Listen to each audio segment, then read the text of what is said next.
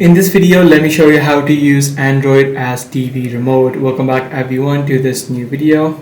Now this will entirely depend upon the TV brand that you're using. For most cases, if you're using an Android TV or a Google TV, you can simply use the inbuilt feature or the inbuilt remote feature that your phone has, which you can find on the notification or the control center. If you straight away don't see it, you can simply tap on the edit option and you should be able to see it within this list. Now for some reason, if the remote icon is not visible, what you need to do is open up your Google Play Store, and as I said, depending upon your device and depending upon your phone as well, you'll need to search for your respective remotes. So if you're using a Xiaomi device, you need to simply search for Mi Remote Controller, and you need to install this application onto your device, and this application will work exactly as a remote for your smart TV. So that's pretty much all there is to it. This is exactly the way that you use an Android as a TV remote. If this video was helpful to you, be sure to subscribe. I'm going to see you in the next one.